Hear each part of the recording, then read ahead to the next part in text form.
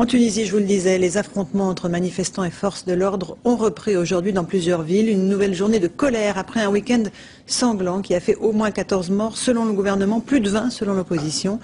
Olivier Santiki, Bernard Guerny et Thierry Valta se sont rendus à Ergueb, l'un des foyers de la protestation où 5 personnes ont été tuées hier.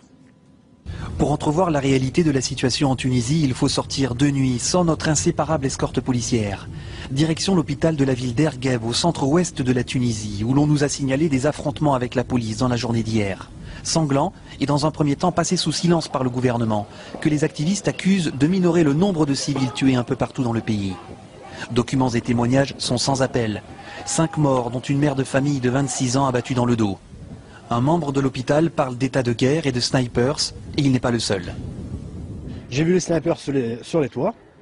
J'ai vu les CRS en train de piller les locaux, les citoyens, comme les épiceries, les bureaux de tabac. Les gens couraient de droite à gauche, les gens étaient effrayés, les gens, les femmes âgées, on comprenait plus rien, tout le monde était effrayé, tout le monde pleurait, tout le monde criait. Par des chemins de traverse, nous sommes conduits au domicile d'une des victimes. Nizar Slimi avait 21 ans, était cueilleur d'olives, fils unique. Il a pris une balle en plein cœur.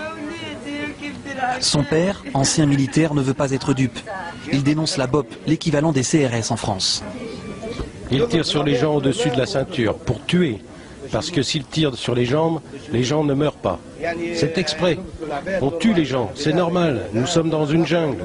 Le plus fort contrôle tout. Les manifestants confirment, selon eux, la BOP a cherché la violence, tiré au gaz lacrymogène dans la mosquée pendant la prière et à balles réelles lors du convoi funèbre.